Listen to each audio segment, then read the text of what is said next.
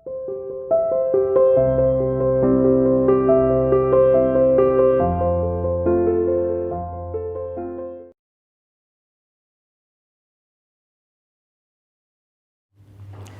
morning students, how are you? You are welcome to CR International Online Classes.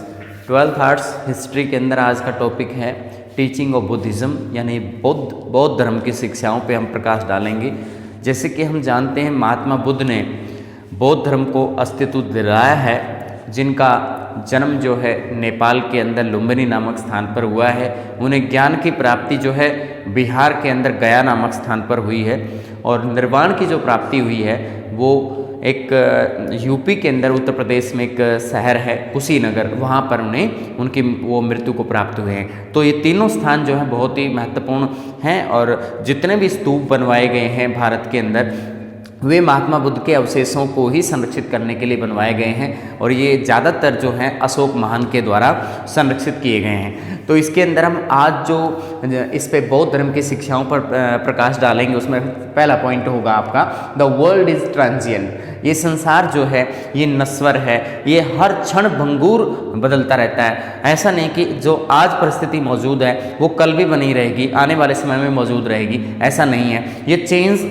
Continuously हो रहा है, और इसको जैसे आज जो दुख की घड़ी है वो डेफिनेटली कल चेंज होनी है, वो सुख की घड़ी में बदलाव होगा, और परमानेंटली सुख की घड़ी भी हमेशा नहीं रहेगी, वो भी कभी ना कभी दुख की घड़ी में बदलती है। तो सुख और दुख जो है जीवन के अभिन्न पहलू हैं। एक जैसे सिक्के के अंदर दोनों पक्ष होते हैं, इसी तरीके से इसके भी दो पक्ष होते हैं जीवन के। इसके अंदर सुख और दुख उसके अभिन्न पड़ाव हैं, और उनको जीना ही पड़ता है। नेक्स्ट है sorrow is intrinsic to human existence. मानव अस्तित्व के अंदर मानव अस्तित्व को मजबूती दिलाते हैं कष्ट। जैसे अगर कष्ट ना हो या दुख ना हो तो व्यक्ति अपने आप को जान नहीं पाता है, वह अपने बारे में इतना ज्ञान आत्मज्ञान उसे नहीं हो पाता है। लेकिन जब उसको दुख होते हैं तो आत्मिक रूप से उसको अपने आप को जानने का मौका मिलता है, और वह आत्मा परमात्मा हर चीज़ के बारे में अपने उस महत्व को जानने की कोशिश करता है। जब भी आप एक उदाहरण की दृष्टि से भी देख सकते हो कि जब व्यक्ति पर दुख या विपदा आती है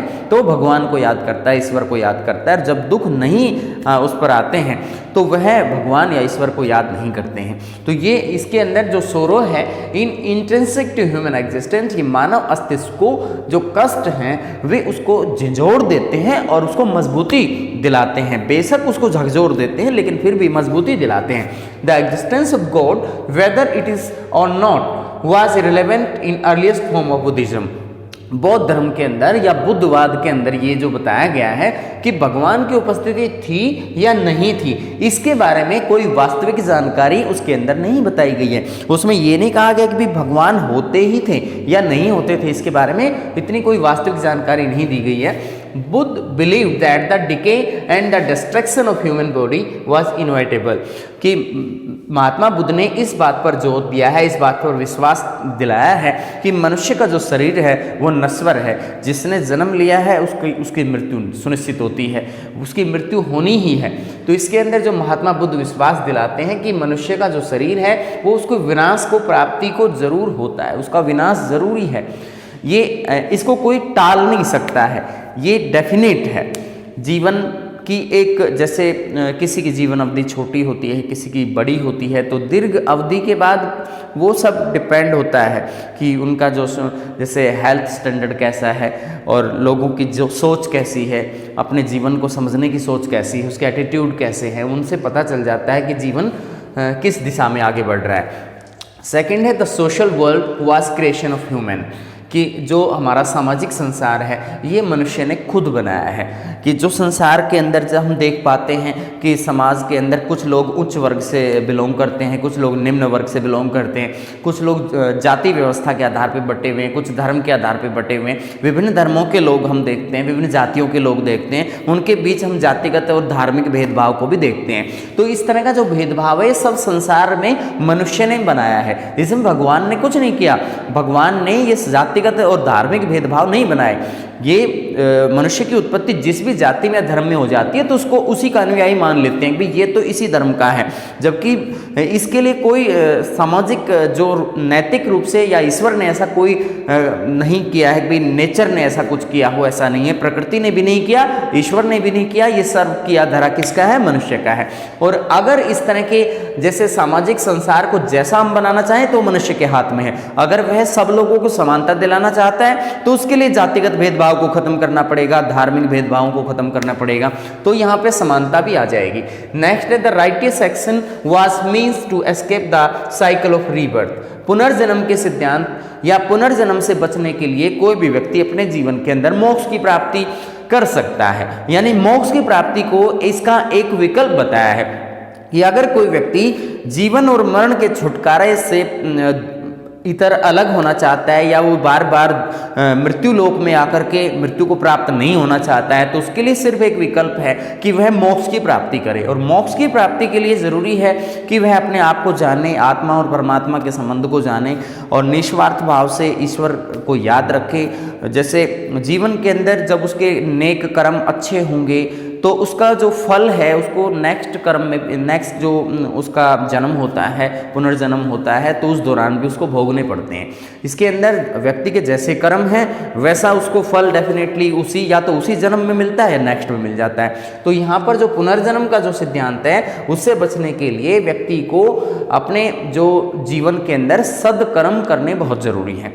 सद्वचन, सदकर्म, और उसके जो मन के विचार भी शुद्ध हों, उसके जो कर्म है यानी उसके किए गए काम भी शुद्ध हों तो जरूरी है। इसके बाद है साल्वेशन और the attainment of the self realisation.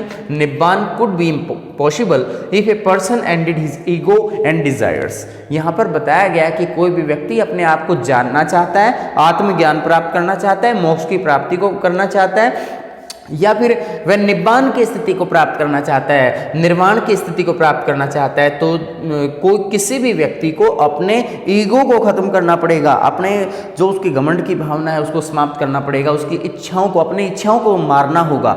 और डेफिनेटली अगर दोनों चीज़ें ये हो जाती हैं, ईगो समाप्त हो जाएगा और इच्छा समाप्त हो जाएंगी, तो वह अपने आप को जान पाएगा कि मैं क्या हूँ। अपने आप को जानने का सिर्फ यही एक मूल मंत्र है। नेक्स्ट है Buddha advised all the followers to be their own lamps. Mahatma Buddha ने इस चीज़ के लिए भी सलाह दी है कि जो भी उनके अपने अनुयायी हैं वे अपने खुद का मार्ग खुद तय करें, अपने आप के दीपक खुद बने, अपने खुद के मार्गदर्शक खुद बने। उन्होंने ये कहा कि जब आप खुद अपना पूरी तरह से मार्गदर्शन कर लोगे तो आप दूसरों के लिए प्रेरणा बनोगे और दूसरे लोग भी आपको देख करके अपने जीवन में बदलाव लाएंगे।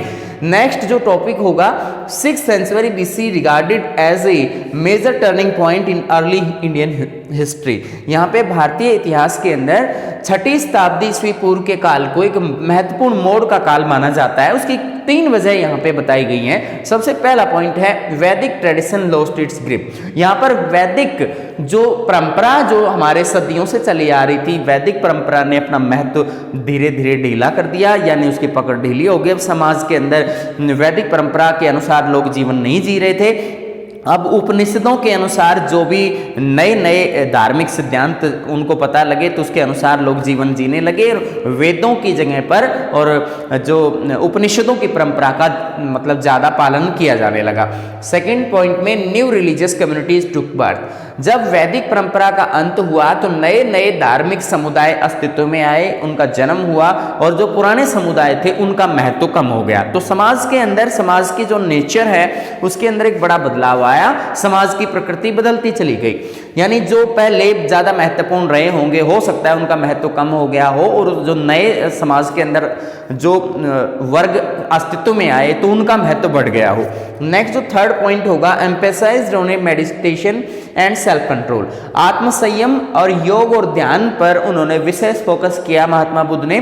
जैन धर्म और बुद्ध धर्म ने दोनों ने इस पे फोकस किया है कि मेडिटेशन को महत्वपूर्ण माना जाना चाहिए। योग ध्यान की क्रिया बहुत ज़रूरी है। अगर व्यक्ति आत्म संयमित व्यवहार करना चाहता है, अपने मन को संयम में रखना चाहता है, तो उसको योग करना पड़ेगा। योग अपने आप को एक तरह से मन को शांत करने की प्रक्रिया है। जैसे व्यायाम शरीर के लिए ज़रूरी है, तो योग जो है हमारी मानसिक शांति के लिए ज़रूरी है। इस प्रकार ये आपका टॉपिक जो है कंप्लीट होता है। एक बार फिर से रिवीजन पे ले सकते हैं। जो फर्स्ट टॉपिक है टीचिंग ऑफ बुद्धिज्म, इसके अंदर इस संसार को जो कि क्षणभंगुर बताया गया कि चेंज होता रहता है, हमेशा एक जैसी स्थिति में नहीं रहता। दुख और कष्ट मनुष्य को झंझोड़ते हैं, लेकिन उसको मजबूती दिलाते हैं, उसकी पहचान बताते हैं। और जो मनुष्य का अस्तित्व पहले था या नहीं था, इसके बारे में बुद्धिज्म ने कोई स्पष्ट व्याख्या नहीं की है। बुद्ध ने इस बात पर विश्वास करते थे कि जो मनुष्य का शरीर है वो डेफिनेटली नष्ट होना ही है, वो नश्वर है।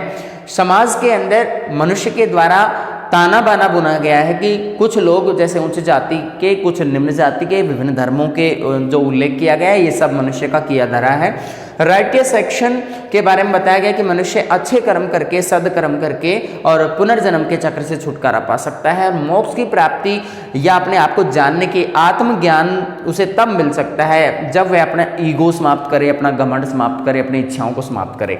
और बुद्ध इसके अलावा अपने जो भी अनुयायी हैं उनको एडवाइस करना चाहते हैं कि वे अपने खुद के मार्गदर्शक बने, अपने आप को जाने, अपने आप का मार्गदर्शन पहले करें, दूसरों का बाद में करें। अपने आप के लिए सबसे पहले ये ना हो कि उनके खुद के व्यक्तित्व में कोई कमी है और वो दूसरों को कोई उपदेश देना चाह रहे हैं। दूसरों को उपदेश तब दे सकते हैं जब आप खुद के अंदर कोई कमी ना दिखाएं। इसके बाद जो सेकंड पॉइंट होगा, 6वीं शताब्दी ईस्वी पूर्व के दौरान एक जो आरंभिक भारतीय इतिहास के दौरान एक बड़ा मोड़ साबित कैसे हुआ, इसके अंदर पहला पॉइंट है वैदिक परंपरा का अंत हो गया था और उपनिषदों की परंपरा का पालन किया जाने लगा। इसलिए पहले के जो भी ढकोसले थे, आडंबर थे, सब समाप्त हो गए और नई नई व्यवस्थाएं समाज के अंदर कायम हुई। इसके बाद नए सामाजिक समुदायों का उद्भव हुआ। पुराने समुदाय जो थे उनका महत्व कम हो गया, नए समुदायों का महत्व बढ़ गया। इसलिए लोगों के आपस में भी संबंध बदले, समाज के अंदर, प्रकृति के अंदर बदलाव आया। इसके बाद योग और ध्यान की जो क्रिया है, आत्म संयम जो है, जैन धर्म और बौद्ध धर्म दोनों ही धर्मों के अंदर विशेष तौर पे इसको फोकस किया गया है कि अपने मन और चित्त को शांत करने के लिए योग ध्यान प्रक्रिया बहुत जरूरी है। धन्यवाद।